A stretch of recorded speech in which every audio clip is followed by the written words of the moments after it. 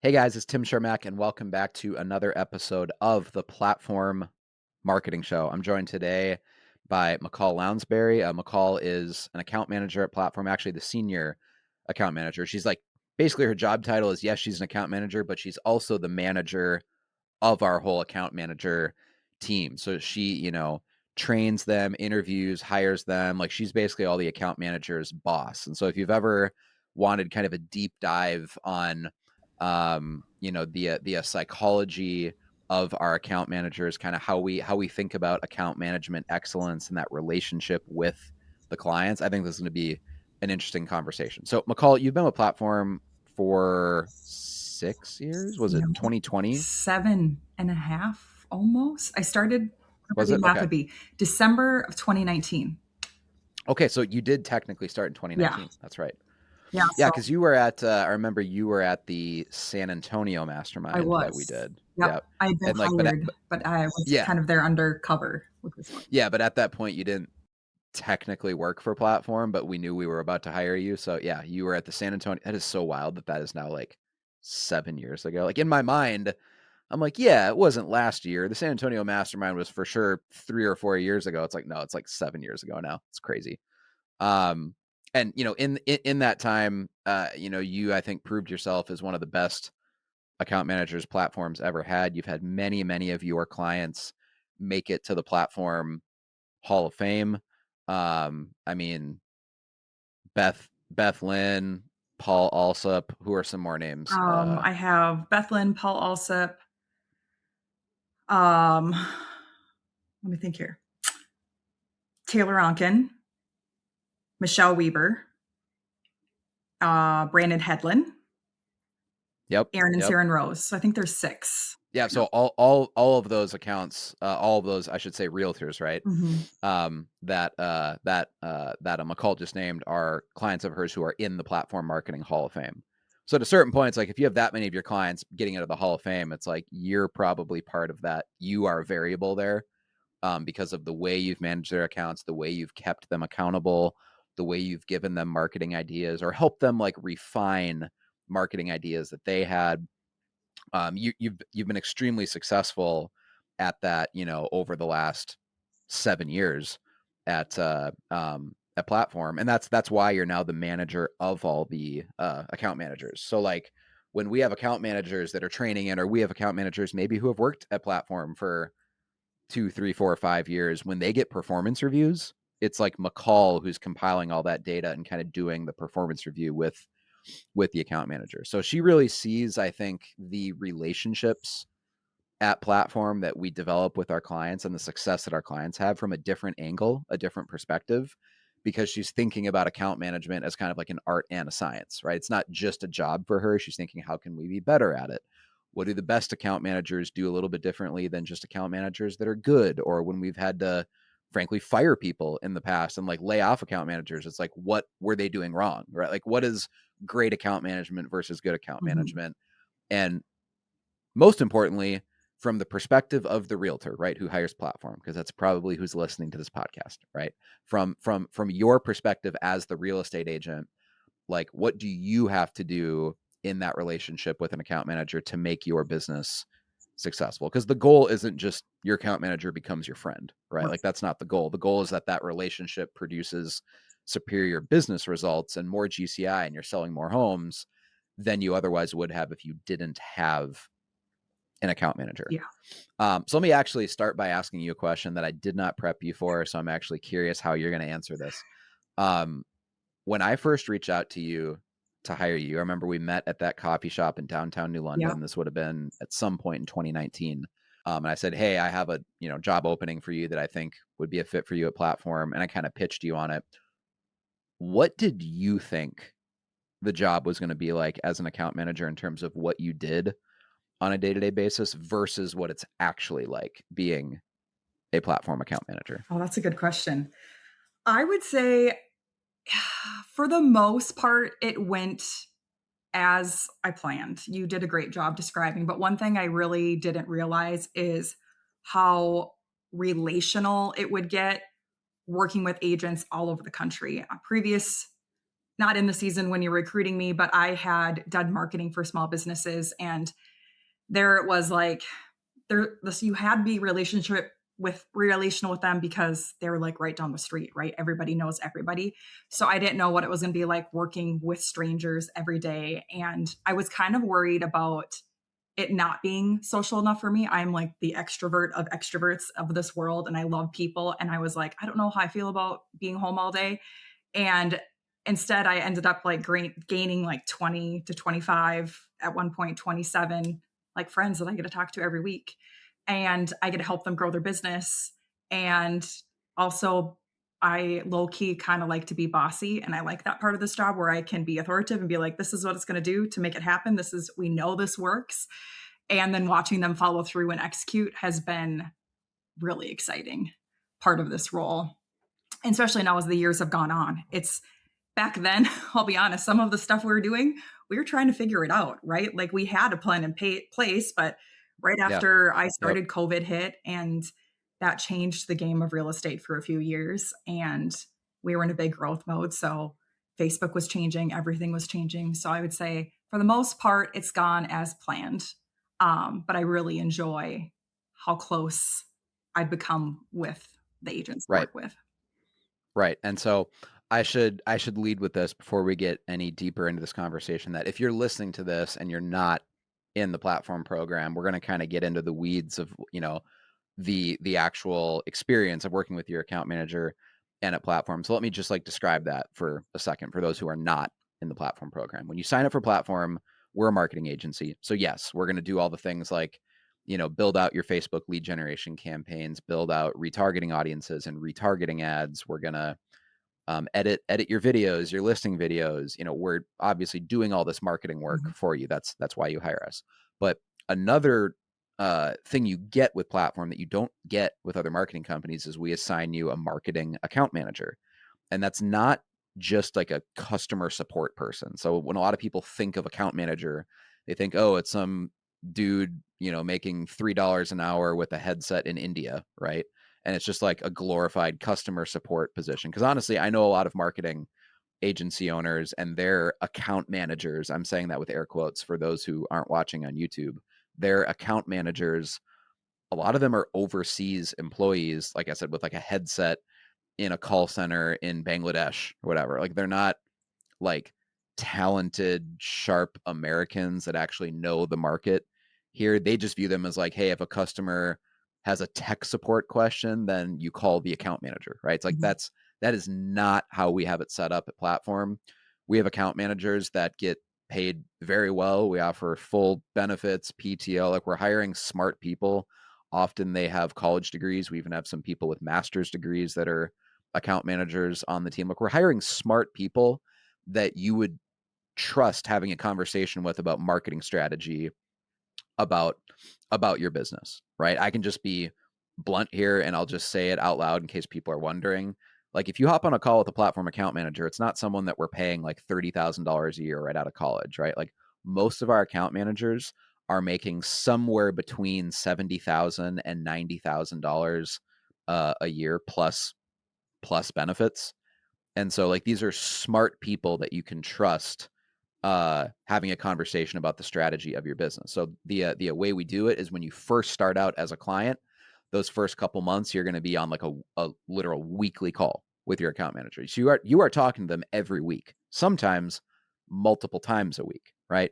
Eventually, as you get the hang of things, we don't literally need to talk to you every week. So eventually after a couple months, we'll shift to like every other week, Mhm. but you'll still have an every other week call with your account manager that, these phone calls are going to be somewhere between 20 minutes, maybe as long as 45 minutes sometimes. So you are really getting to know your account manager, and maybe most importantly, they are really getting to know you and your Mhm. business and your market, because you're probably every month at a minimum spending 45 minutes to an hour talking to each other on the phone. And that's not even counting all the text messages back and forth um or emails. So your account manager with platform is kind of like a business partner. It's like a accountability partner. It's actually why we have the phrase account manager accountability, right?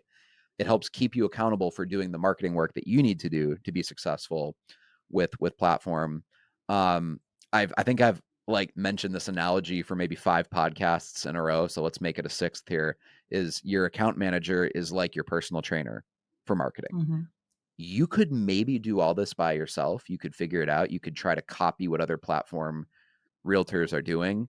Um, in the same way that anyone can go get a gym membership, right? Like you can get ripped, get stronger, lose weight, whatever your goal is, without hiring a personal trainer, right? There are plenty of people who just go get a gym membership and they have the sheer discipline and willpower to like, I'm going to go to the gym. I don't need a trainer.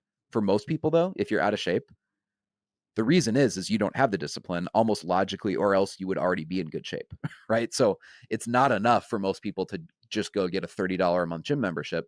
You need to hire a personal trainer that will hold you accountable. It's not that the personal trainer necessarily knows more about push-ups or pull-ups or bench press or doing squats. It's not that they know more than you. They probably do, Yeah. but that has nothing to do with it. It's that they're going to hold you accountable to putting in the work and making sure that you do what's necessary to succeed. And it turns out that's honestly like 80% of it is just holding you accountable to do the work that you know you need to do.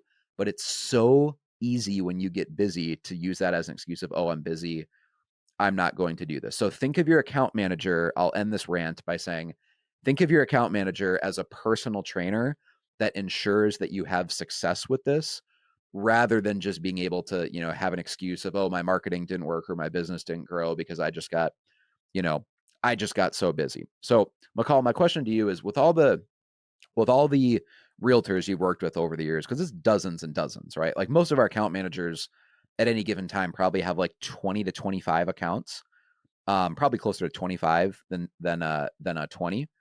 So it's a relatively small amount. It's not like our account managers are managing 100 accounts, right? There's some agency owners I know where their average account manager has 60 to 80 accounts, and that's considered kind of normal in the marketing world. And when I hear that, I'm like, if you're responsible for managing, whatever, 70 accounts or 60 accounts, you don't actually know any of those people. You don't personally know them. They're just kind of a number on a spreadsheet to you at that point, right?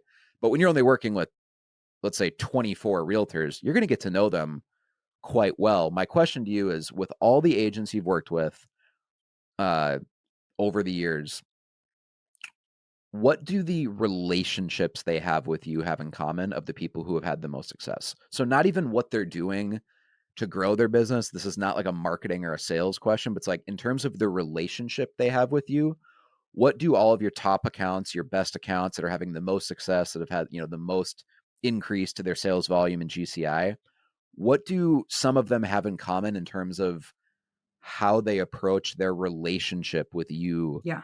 the account manager? Well, a couple things come to mind.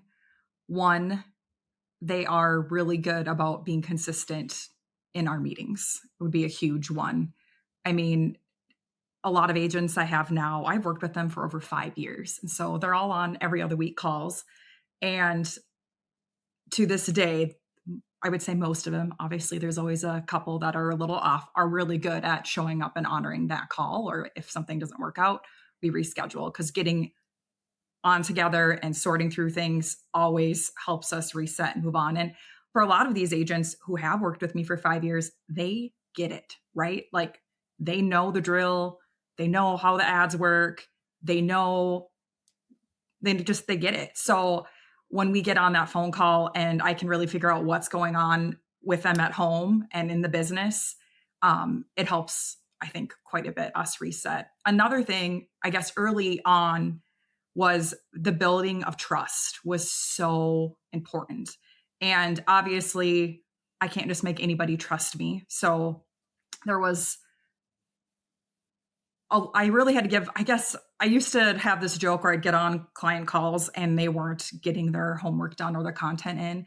And it came to the point where I had like 3 or 4 people say in like a month period, McCall, I hope McCall doesn't yell at me today. And I was like, I don't yell at you. They're like, no, but they just knew like they're going to get on that call and I'm going to call them out. And most of their excuses aren't going to be acceptable to me. And that hits home. And so now I kind of Yeah. like, sure, yeah, Yep. you can think I'm going to yell at you. That's fine. And then, we reset and move Yeah. forward. And then I get on the call with them and all their homework's And done and they're super proud of themselves. like if they say that, I hope McCall doesn't yell at me, I think that kind of gets to what you said earlier in this conversation about like, hey, I kind of like being authoritative and bossy. You use the word bossy, which often has a negative Yeah, connotation, right? But like when you're working with high performing realtors, these people aren't pansies, right? Like they want accountability. They want someone to shoot straight with them. They don't want you to bullshit them or like pretend like, oh, everything's okay if it's not okay, right? Like if mhm, they're not doing what they need to do to be successful, part of the reason they're paying platform is so we call them out on their nonsense, right? It's like in high school football, uh, I think the best coaches almost always, maybe there's some exceptions, but almost always the best coaches are probably the coaches that when you are playing for them, you hate them. Like they are in no way your friend and they're not pretending to be your yeah, friend, right? Like they're your coach, right? They're going to yell at you because they see a level of performance of who you could become if you actually achieved your potential. They see a higher and better version of you than even you see for yourself. And you're not going to unlock that next level of performance, or in real estate, you're not going to unlock that next level of business growth and sales volume and GCI if we're just nice to you, exactly. right? It's like, oh, it's okay. You didn't do any of your marketing homework. It's okay that I asked you to film these 2 videos or take this picture last week and you were so busy you didn't get around to it. It's okay. Maybe we'll get it done this week. It's like that type of relationship is probably not going to level up the agent to the highest and best version of themselves. So it's not that you're mean on every No, call, but if they didn't do what they needed to do, like, clients who hire platform, like the realtors who are in the platform, I mean, I don't have the exact numbers on this. I could probably go look it up, but like, I'm guessing the average person, even before they sign up, is already making somewhere between $100,000 and $200,000 a year. That's probably the average, I right? would agree with that stat. Um, Certainly there's times where we have people sign up where even before they sign up for platform, they were already making Mhm, $500,000 a year, right? mhm, But if I were to like take an average, I'd say the average agent who signs up, if I'm going to pick a specific number, I'm going to say the average agent who signs up for platform is probably making $200,000 a year in GCI even before they join the platform mhm. marketing program, right? So maybe their goal is to get to 500, or if they're Yeah, making 500, their goal is to get to 800, whatever. The point is they're already a top performer if they're making a couple hundred grand a year. Like they're already in the top 10% of realtors. And so if you think that getting to that next level of business growth and selling more homes and really dialing in your marketing, if you think you're going to achieve that by us just being nice to you and us like, you know, us frankly prioritizing being your friend yeah, and letting you do what you wanna over do versus what we want right. you to do. It's not about being your friend, it's about being your Yeah. coach. And there's some different platform account managers that honestly have different personalities. I Mhm. think some of them are more of like a Tony Dungy players coach, but that's the exception, right? And some of them are more, like hard asses where it's like, I'm going to hold you accountable. I'm going to be a personal trainer. If you don't get done what you're supposed to get done, I will tell you that in no uncertain terms. I'll do it with love, Yeah. but sometimes like the highest form of love is accountability, right? Mhm. It's like because I care about you so much and I care so much that you achieve your goals, that because it's important to you, your family, your wife, your husband, your kids, whatever, I'm going to hold you accountable. And I think that's why you have thrived, McCall, is that you know how to do that like lovingly, and your client's business have grown as a result of that. Because whether I talk to Brandon Headland, Paul Alsop, Beth Lynn, I mean, you rattled off a bunch of your clients that are actually their businesses grew so much they're in the platform marketing hall of fame. Like, yeah, you're nice to them. You've actually taken vacations with some of them. You Mhm. go hang out with them outside of work. Yeah. I know, but the reason that that relationship exists at that deep of a level is because of like the shared respect that you have for each other, and you didn't get that deep level of respect just by being nice to them. No, definitely not.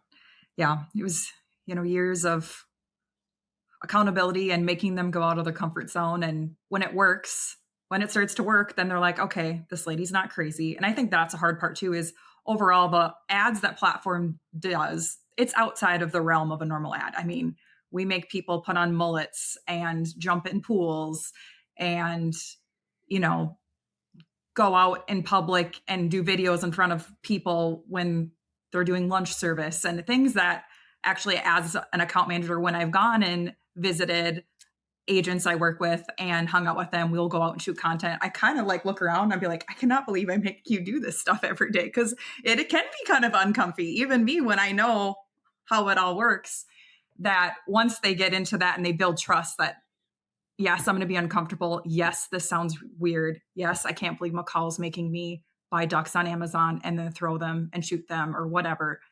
But I'm going to do it. And then they start to see the return. Then they're like willing to do anything. And sometimes they're even asking for weird things to do. And I'm like, I got nothing today, but hold on to that thought. So we don't have to name names here, obviously, because I don't want to get sued. But uh, would you agree that the account manager's platform is hired over the last 12 years? You know, because it's not like every person we've ever hired is still working here, Right. right? With the people we've had to let go because, like, hey, they weren't a good account manager, they weren't doing their job. Mhm. It's not a lot. I think we have a pretty good batting average at hiring and training like amazing account managers, but like there's been a couple over the last decade where it's like, hey, we eventually had to fire them, let them go. Like we didn't just move them somewhere else in the company, we just fired them because they weren't doing their job. Would you agree, or if you would disagree, I'd be curious what your analysis is Mhm. of like often it's because they actually prioritize too much being the client's friend rather than being the client's coach. Yes, I would say so. And to the point, but in a very, I wouldn't even say it's a friend. They're almost, it's just like in a fluffy way. Cause I feel like a good friend, right, is going to do and serve and help their friend, right? Right. So Yeah. Yep. the moments we were struggling, I guess it was they weren't showing up in a way to serve them, get to know them, and then hold them accountable. They're more like, Yep. they let them control the situation. You can run whatever ads you want. Oh, you have an idea? Cool, I'll run Yep. with it. And I love ideating with my clients. Paul Spica, specifically, Amy Boone. I mean, I have a handful of them, but those two in particular, maybe it's just our brains work similar too, where like we've come up with some really fun ads on the phone together where I'll be like, hey, tell me more about that, or what kind of problems you're having. And then, Paul will be like, I have a vision of this. And I'll be like, oh yeah. And then we just, spice ball, and then ends up being an ad that every Yep. agent runs. So I think that's where it's like, I love ideating with agents, but it has to be well thought out. It can't be like, oh, I drove this cool car to a showing the other day, and then I took them out for lunch. And then on the way back, we found the house that they loved. And I want to write an ad about how this car got really good gas mileage to and from the event. I mean, like, that just sounds silly, but like, they'll just be like weird things like that. And you're like, you No, want like me to think very, that? very, very often we have clients send us pictures. And by the way, like when you send us dumb pictures like this, we do laugh at you behind the scenes. Like, because it happens probably every week, right? Where a client sends their account manager a picture of something going on in their Random. town or just a random picture. And they're like, hey, can we turn this into an Yeah. ad? And there's like no other context. They didn't take the time to write anything to tell us what's going on in the picture. Why is this important? What does this have to do with you? Yeah. They just send like a picture with no explanation. They're like, hey, can we turn this into an ad? And it's like, no, if that's the only information you're going to give me, I have no idea how I would turn that Right. into an interesting, thoughtful ad. But I think what you're getting at there, I totally agree with, is that if you're willing to spend the time with your account manager ideating on those calls you have with them every month. So like the calls should not be 5 or 10 minute calls, right? Like I can almost say, like, if your account manager calls with platform are only lasting 7 minutes or something, you are not going to be as successful with platform as someone who every call they have with their account manager is 20 minutes or 30 minutes, right? Because you're not getting deep Mhm. enough. You're probably not giving your account manager enough depth and details into what's going on, not just in your business, but your life. They're not going to be able to write interesting, thoughtful ads for you if those calls are only lasting 5 minutes. Because the difference between, if McCall hops on a phone call with Brandon Hedlund for 35 minutes or Paul Spica for 40 minutes or Amy Boone for half an hour or whatever, right?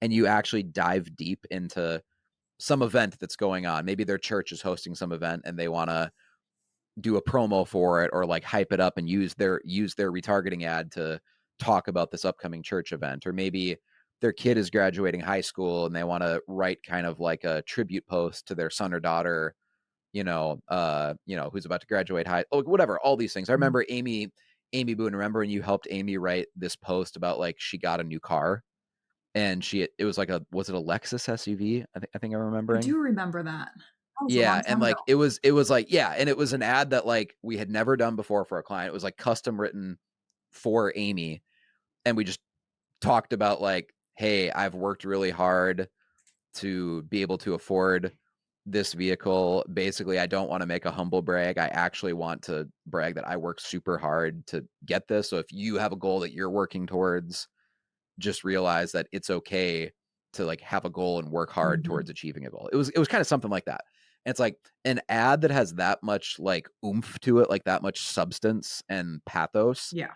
is not going to come out of a quick 2-minute call with your account manager, right? Like we need to know a little bit more about your life and aspirations and what you're feeling from week to week and what's going on in your life, so we can kind of like dig deeper and find out the actual interesting things that are going on so we can write more interesting ads. Like that makes all the It difference does. in the world. And by the way, I want to highlight what you said earlier, McCall, that like, hey, I have accounts who have worked with me for 5 years and even 6 years. It's like you kind of just casually said that. It's like that's crazy.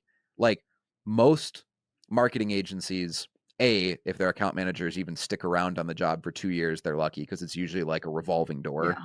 And most marketing companies where like you might have a new account rep every year, if not like for sure every 2 years. You're definitely not going to keep the same account rep for 5 or 6 years.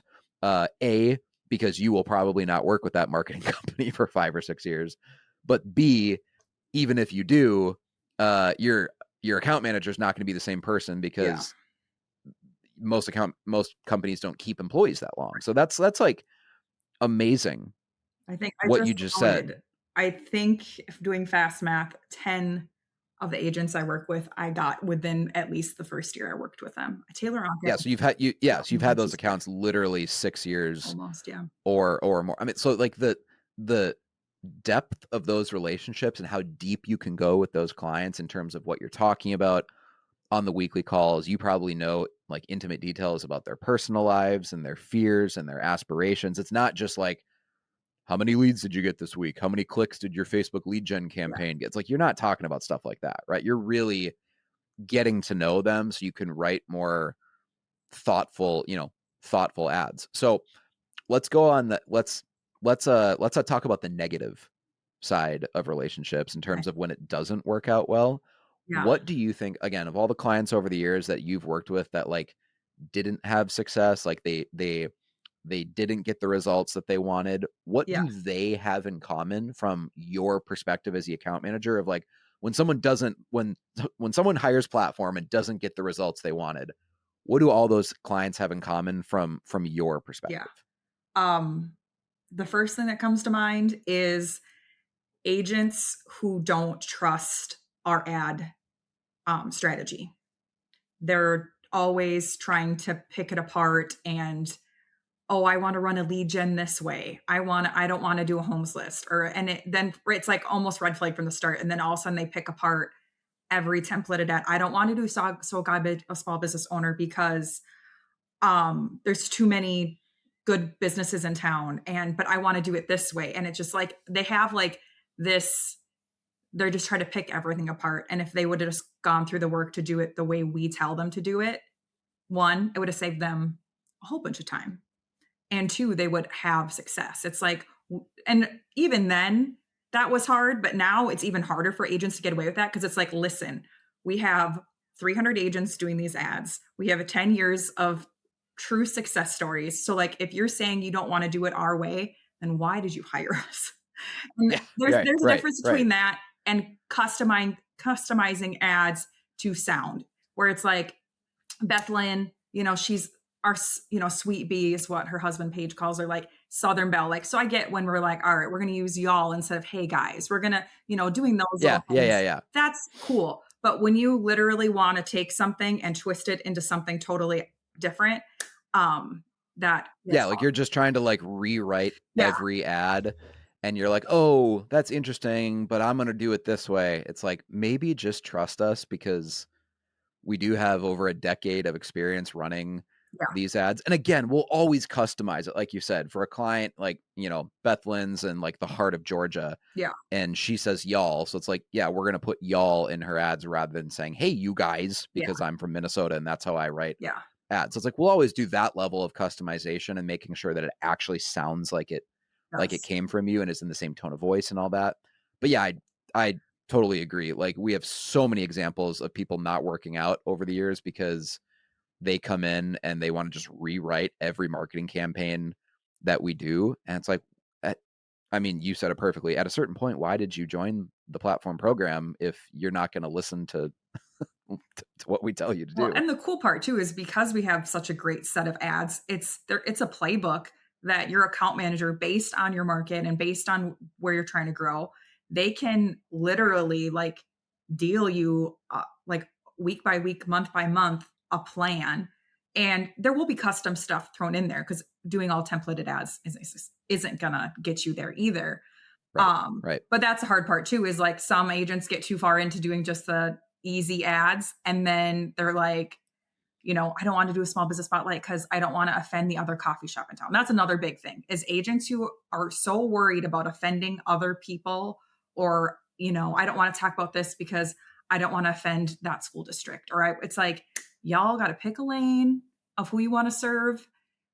Because especially in the world of Yeah. AI, like being fluffy is gross at this point. Like it's worse now than it was. Yeah. If like You have everything you to say, you have to have an opinion and you have to be confident about it.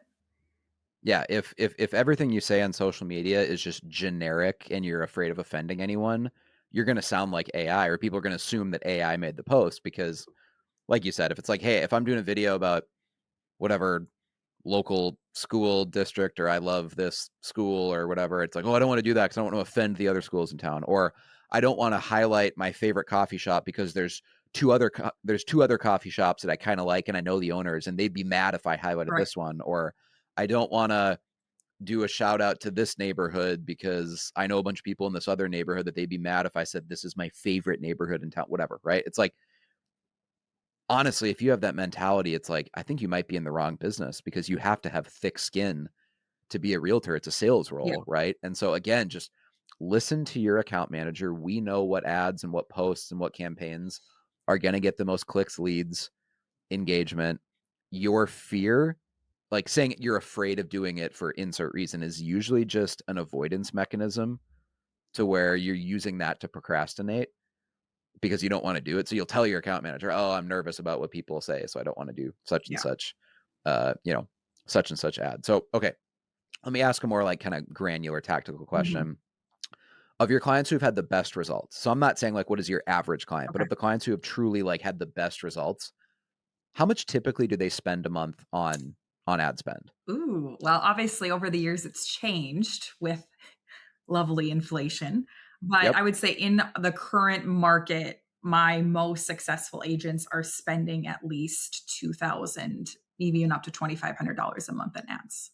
That's honestly often what we see Yeah, in terms of people I interview on the podcast, and for sure people who make it to the Platform Hall of Fame. You are not going to hear agents saying, "Oh, I knocked it out of the park with Platform. It's crushing. I love Platform," and they're only spending $1,000 a right, month, right? Because spending $1,000 a month now is basically like 10 years ago spending $500 a month right. on ads. Like that's just not. I mean, you're going to have some success, but it's not going to move the needle in a major way. I'd say the minimum from what I've seen on the podcast and just even just conversations with agents that aren't literally on the podcast is like the minimum to really see Platform blow up your business is like 1,500. Yeah, And the best people, like you said, like the truly elite clients that like it's like, hey, their sales volume grew by yeah, $10 million, right?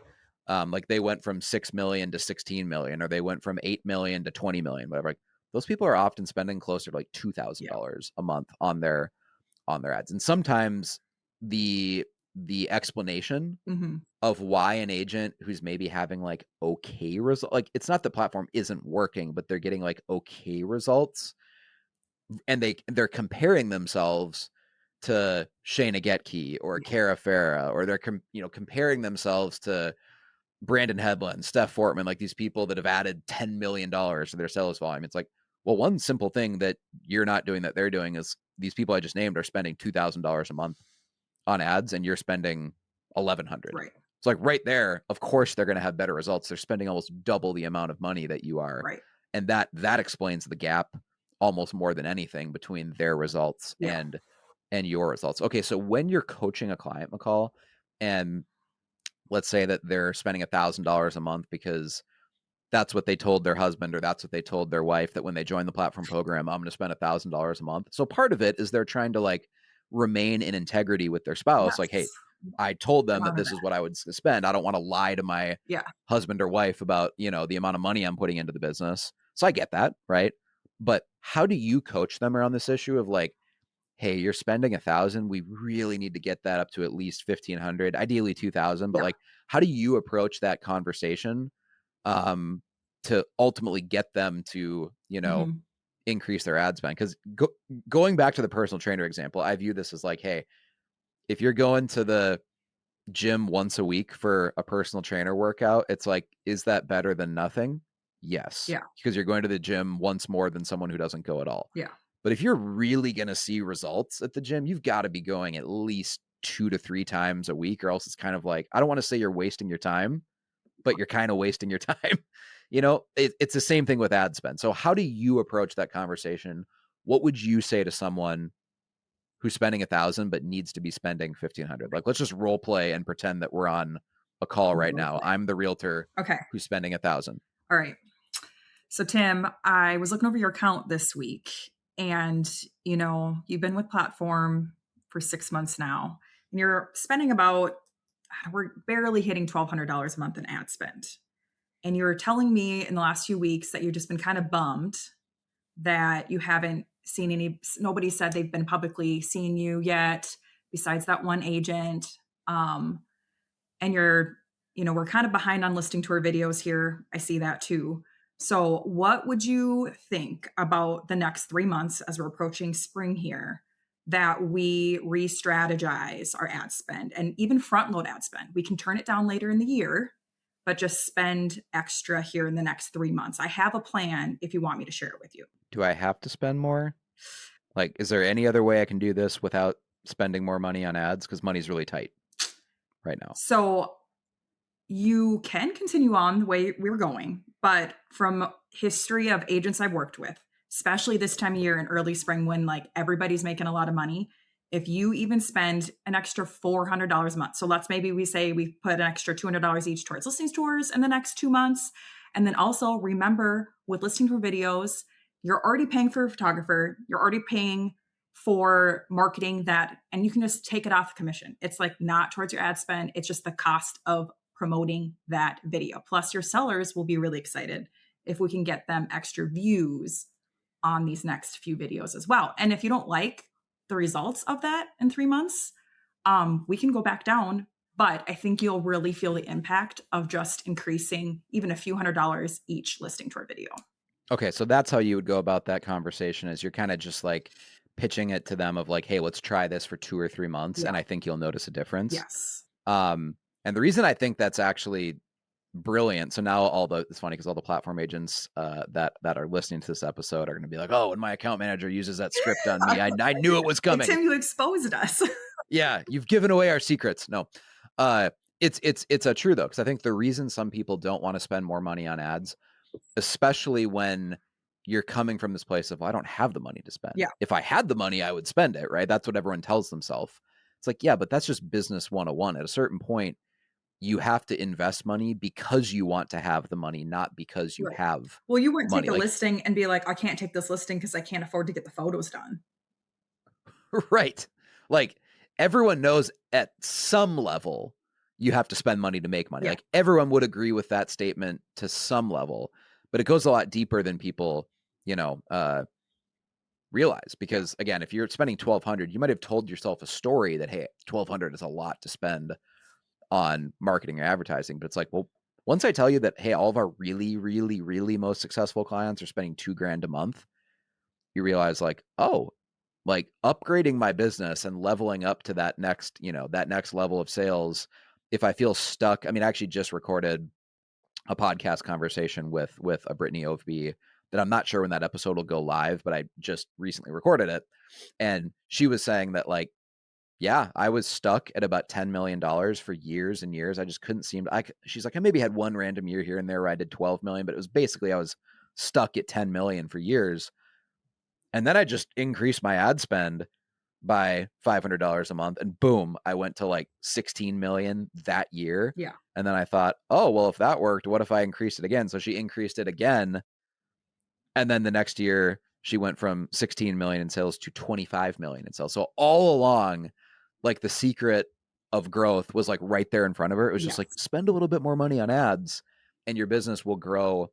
Your business will grow a lot more. Well, So I have an example of that too. Last year with Taylor Onken, we decided to front load ad spend. And honestly, her and I were good friends. We've done this a while. And when I did it, I was like, yeah, I'll front load your ad spend. Like, I kind of in the back of my head, I was like, I'm kind of already doing that because I kind of just spend and whatever.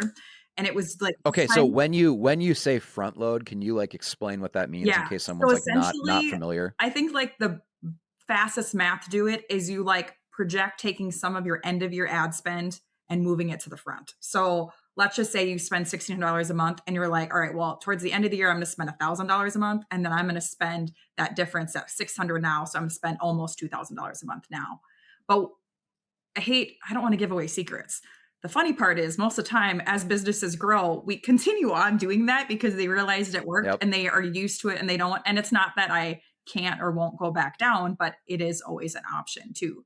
So with Taylor, we went gung ho in the beginning of the year and it was like this time last year. It was like almost June. And she's like, McCall, I've spent like $30,000 in ads so far this year. And she's like, it seems like a lot, blah, blah, blah. And she's doing a lot of ads, but I'm like, it's not that I was like just blowing budgets. So I like went through and I like analyzed everything. I was like, Taylor, you've done almost 30 listing tours so far this year. That's like one a Right. week, which some agents don't even do 30 listing tours in a year. And she had already done that by Most agents don't do 30 listings in a year. granted. Yeah. She's also in Minnesota winter, which was like, I don't know, it was like crazy. When I counted it up, I was like, that's so cool. And she ended up having her best year ever last year. And then we literally on the phone yesterday, she's like, am I spending enough on ads? Because now she was like, remembered how well that worked last year. And I was like, yeah, we're sitting good. And she's like, hey, well, I just checked my numbers and I'm on track to do, beat last year at this point still. She's like, Yeah, and then she everything. said, but I'm not working. It doesn't feel like it because she's like put processes in place. So I was like, Yeah. hallelujah. Yep. This is what we work for right here. So. Everything is always relative because like there's definitely an agent right now listening to this podcast. And if you have that kind of like uneasy feeling in your stomach right now, yes, I'm talking about you.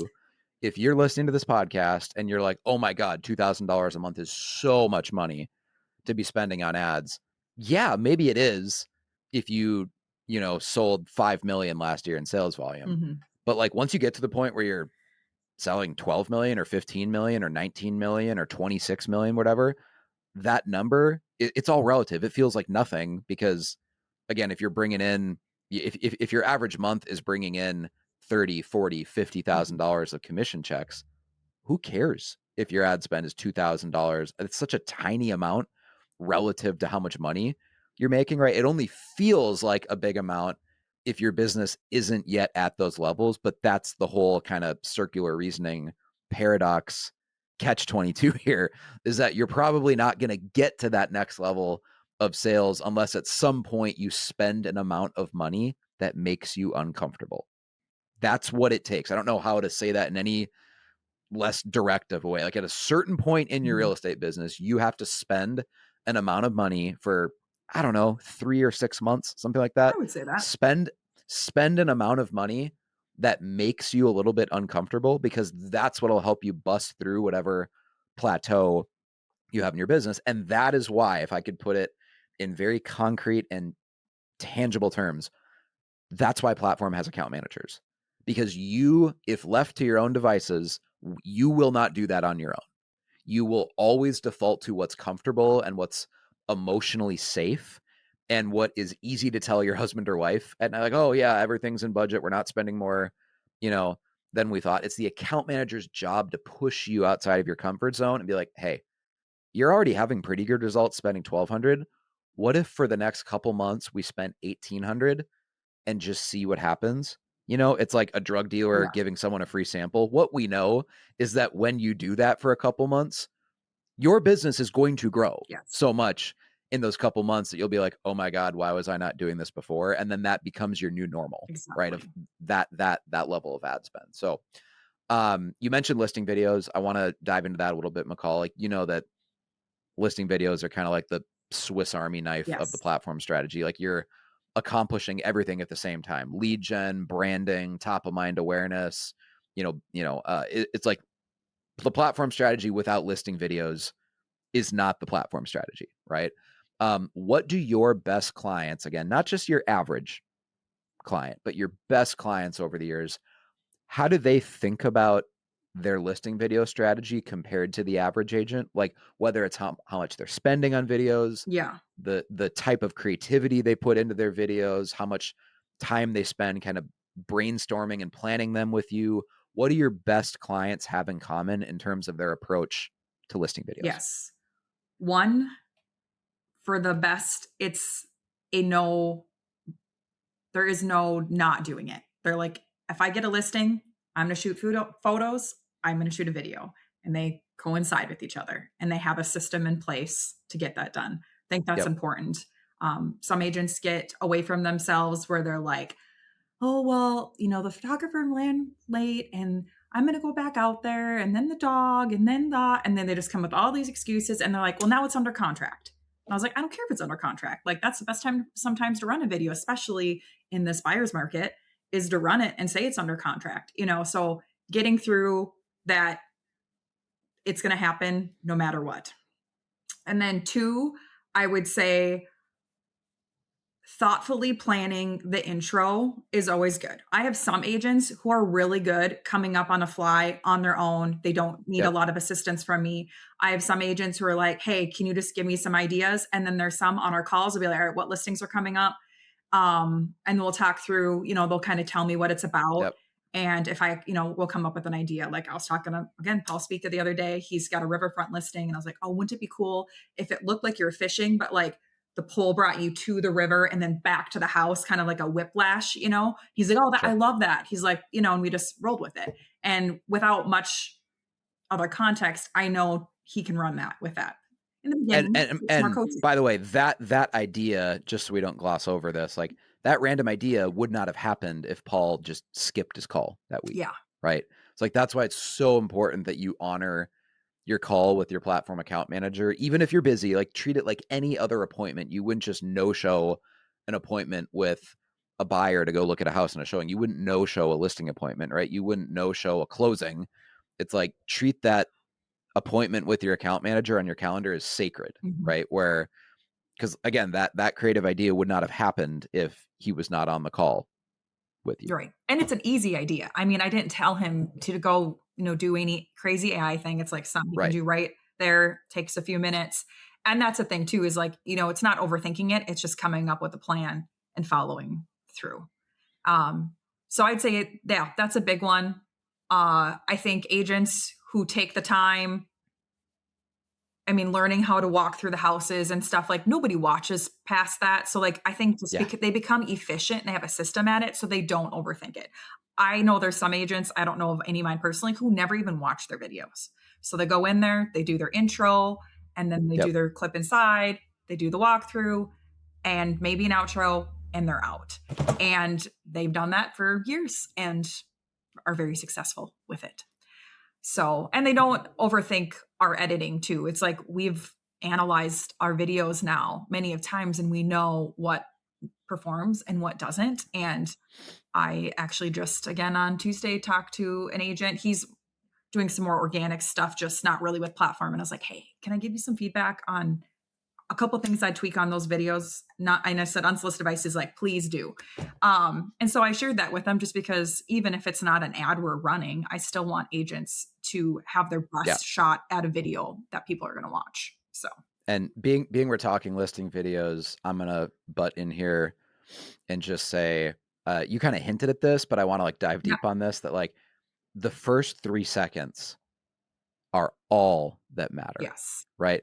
Do not spend a bunch of emotional energy stressing about, oh, I didn't like the way it was edited at the 25-second mark or the minute and 10 mark in the video. It's just like, literally, if you nail the first 5 seconds, but specifically the first 3 seconds, because you can't even assume as a marketer Yeah. that anyone is watching 5 seconds in. So really all of your creative energy of coming up with a good hook and a good Hmm. intro to kind of like grab people's attention, that has to happen in the first three Yes. seconds. And I know this sounds crazy, but if you're listening to the platform podcast uh, right now, you're obviously a realtor. You're interested in our marketing strategy. I'm not talking to the public here. This is a pretty niche podcast, right? So I will tell you that it's kind of a secret in the marketing world that no one is watching these videos past 10 seconds. Like statistically, no one. You could be dancing around naked 30 seconds into the video and we just blur out your private parts and no one would know. It wouldn't even be a controversy. No one would report you to your board, the MLS. You would keep your license because no one would even get that far into the video. And I say that facetiously, but seriously, do not worry about editing effects or what order the clips are in, or, oh, you forgot to feature whatever this bedroom, or I really, you forgot this clip.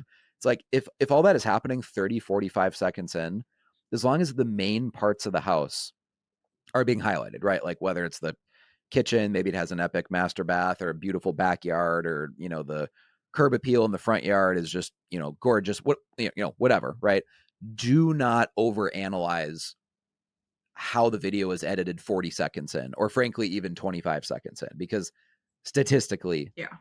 no one is Well, watching and the people past who are 10 watching it seconds. typically are, one, obviously the seller and their friends, and For sure, two, for sure. potential sellers are watching it. But what they're watching, they're not going to be like, how good did Taylor film the inside of this house? They're going to go, I want to creep on this inside of this house to see how it compares to my house.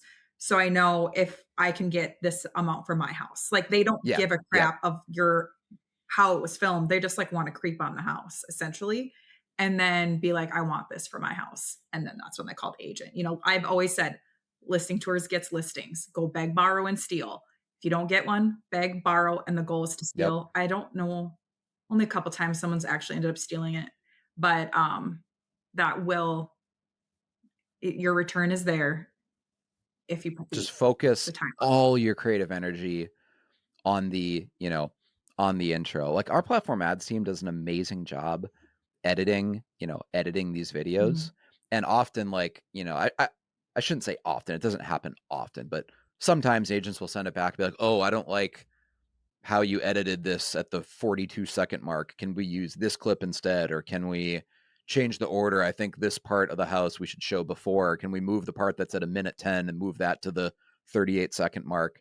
And it's like, you are just over analyzing and wasting your time if you think about that. Even with this podcast, by the way, I'm not sharing advice that I don't follow myself. When we record these podcasts, I send it to our editing team and then I don't think about it again. I don't go back and listen to these podcast episodes, right? I just record it, send it to our production team on the ads team, and they publish the episodes on, YouTube, Spotify, Apple Podcast. Um, I don't I don't worry about it, right? Because like the vast majority of people, I mean, we're now what, like 50 some minutes into this episode. I know for a fact, as weird as it sounds to say this out loud, most people are not listening this deep into the podcast, right? It's even more true in your listing videos though, because we can show you charts. Like if you wanted us to give us actual data, we could show you the actual data on any individual listing video campaign What that percentage like they watch. it falls off a cliff at about 3 seconds. And then typically there's another cliff of anyone who did manage to make it past 3 seconds because your hook worked, right? If you have a creative video, you will be able to keep some people watching from that 3 to 10 seconds. Then typically there's another cliff of people that stop watching after about 10 seconds. And you're left with just a tiny, tiny minority of people that are watching past Mhm. past 10 seconds. So I would say with don't work. our cooks and editing styles, a good video will fall off around between 17 and 20 seconds, but that's like a win.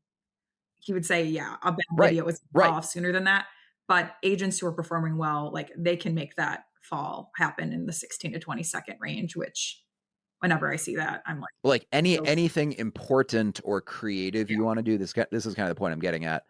If there's a really important feature of that house, you're trying to grab someone's attention, that has to happen at like at a minimum worst case scenario, that has to happen in the first 10 seconds, ideally the first 5 seconds, right? If you're grabbing some creative hook, but like the real draw of the house is like, man, look at this, I don't know, epic kitchen. Like, look how this mhm, crazy chef's kitchen. They spent 150 grand on this kitchen reno, and like the kitchen is the best kitchen in the entire zip code, right? It's like, well, if that is 30 seconds into the video, then yeah, that is a problem. Like, I would say, like, we need to re-edit that video, move the kitchen so it's in the first 10 seconds, because statistically no one's watching 30 seconds into the video, yeah, right? So just make sure that whatever you want to feature, whatever's the most important part of the listing, is happening in the first 5 seconds. And again, to bring this back to account management, like, your account manager is coaching you on that.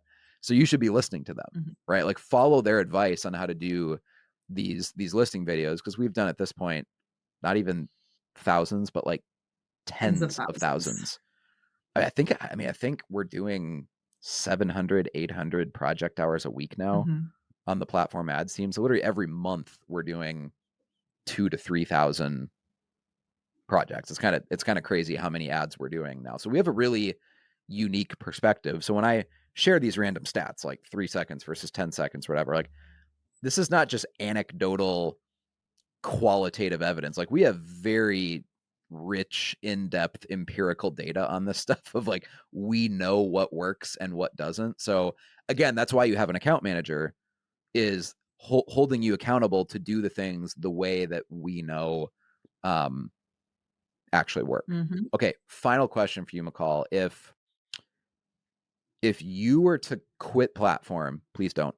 If you were to quit platform and go become a realtor, because you're like, hey, I've been Okay. coaching agents how to do this for 7 years. I'm gonna go do it myself. I'm gonna be the realtor. What would be the things that you prioritize most for you to be successful as an agent after having coached realtors, right, for the last 7 years and seeing everything you've seen and the perspective you have at platform? What would you focus on as a realtor to make sure that you were as successful as possible as quickly As quickly as as possible. possible? Okay. Well, I would be super consistent in ads. I would say I would be launching my own, platform type ads. Obviously, I'd be making out myself since I wouldn't have platform. I would focus in on being seen in my community, like the social proof of like, oh, I'm at Frida's today. Oh, I'm here. But also on the same essence of that, be in my community because I need to increase my luck surface as much as I could, as fast as I could. So the more I'm being seen, the more casual conversations I get to have with people and let them know what I'm doing. And then they see it in their ads. I think that's the two things. And obviously like listing tour videos and stuff. And I would not, I'm pretty conservative when it comes to that kind of stuff. And so even for myself, I'd have to talk myself into like, I'm going to spend more money on ads than I feel comfortable doing. But I know that's going to be my fastest way to success. Would you spend $2,000 a month for your first 6 months as a realtor, or how would you think about the plan of attack to get results Yeah. again, as quickly as In possible? my market, if I was, here in Candido County, let's say, I would say I'd be spending 15 to $1,800 a month for sure to start and then go from there. I think I could make it work for that. And if it doesn't, then I would increase it even more, but I'd feel confident doing that to start. Would you time block every day to follow up with your leads? Like, would you Oh call yeah, leads? the Like, would whole that would leads. would that Yes. factor into anything here? 100% would be. And actually, we'll like leave this question and go bigger picture here. I'm curious how, if you would prioritize that as a realtor, but also, I lied. This is the actual final question. How do you coach your clients around the necessity of following up Yeah. with their leads? And do you Do you get frustrated sometimes as an account manager? Because I already know what the answer is, but I'm going to ask you anyways. Yes. I'm like a good lawyer. I only ask questions I already know The the answer answer to to, right? Um, two do things with you that. get There's do you get frustrated yes. sometimes as an account manager knowing how much money a realtor can make if they would just follow up with their leads, and yet you see clients regularly not following up Yes. with their leads? I would say in this season, our lead gen has actually never worked better because of the market change. People they don't have an agent. Like, you know what I mean? They're just trying to figure out if they're going to buy. They can take their Yep. time. Yep. So the chances of you being able to get your feelers out there and hook them in without before they go talk to cousin Susie, who's also a realtor, are crazy, right now. And so a lot of agents who sign up, especially like ones that are higher producing, they want to use platform not for the lead gen. They just want to do the videos and do the ads and whatever.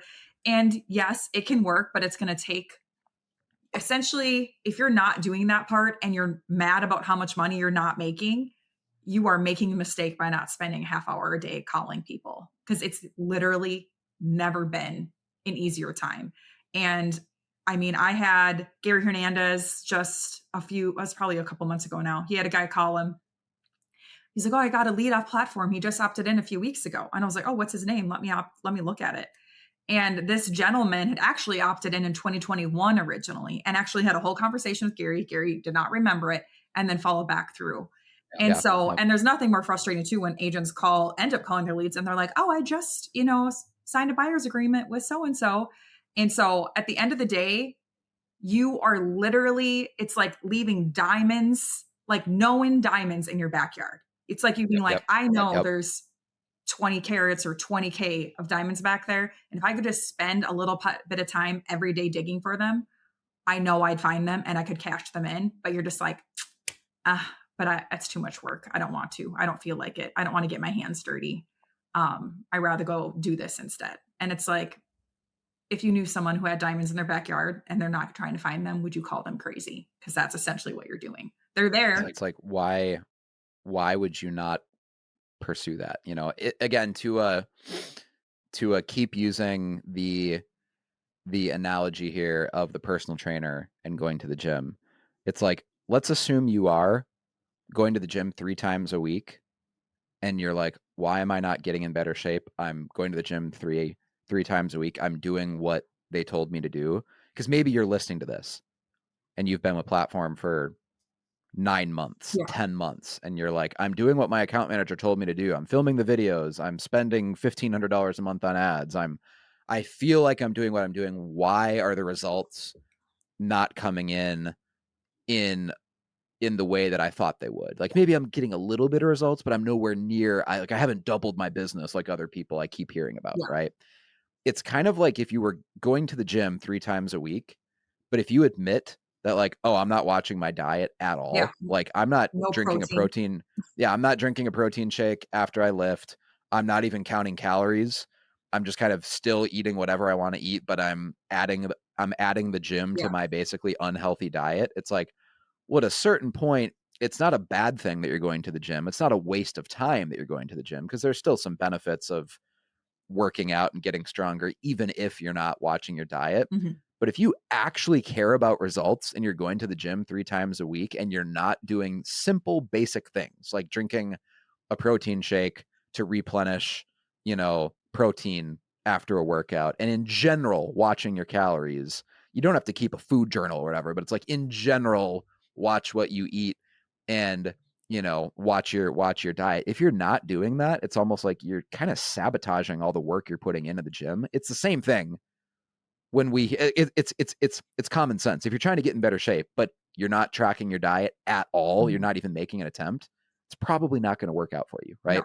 It's same thing doing platform and not following up with your Right. And leads. I would say, especially agents in their first 6 months, you have to be calling your leads if you want to get a return faster, right? Because it's going to take most markets 6 to 9 months to really even get enough traction to be getting referrals and increasing all that to make it make sense. So it's like, to me, and it's such a small, it's one, we do all the lead gen for you. And as far as what we spend on ad spend for that is a fraction, but the return is great.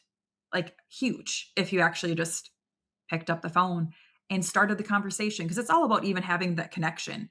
It increases your luck surface that you even talk to them, even if it doesn't turn into anything right away. I think agents underestimate the fact of just like being human and talking to someone Yep. changes, Yep.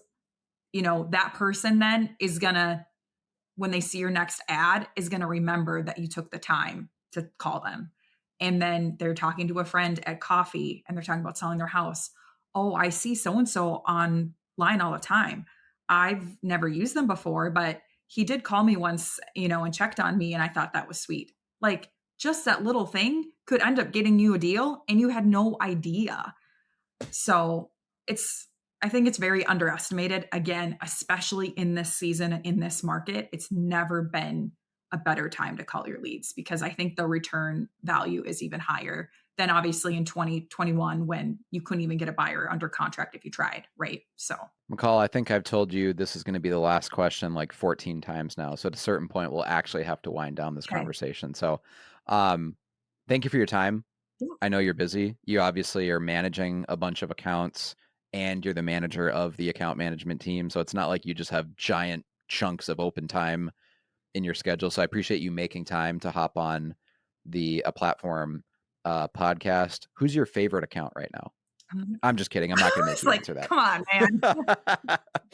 man. You would have so many awkward phone calls if I made you say that out loud. All right. So thank you for your time.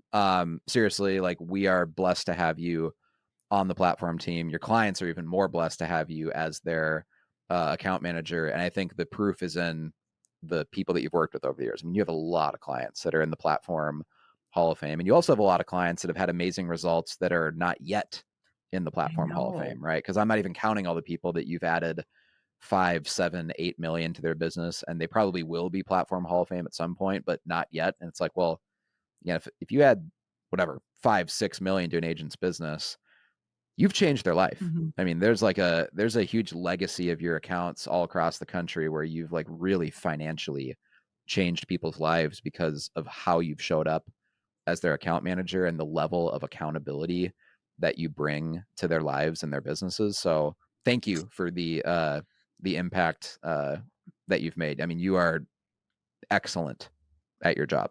Well, you are too sweet, but I'm honored to be here. I love my job. I love the season that we're in as a company. So the best is yet to come. Let's do this. We'll see you guys all in September. Well, I guess I'm going to say this to the agents in September. We'll be in That's Boise. right. We're going to make everybody else jealous who's like, can't come yet to that. That's right. They're not anything. I don't know why you would, like, why would you not go to the mastermind, right? Like, it's crazy that you would not go. So if you're listening to this and you're thinking about going, don't think Please about it. go. Stop thinking I'll about be it. there. Just do it. Yep. Let's hang out.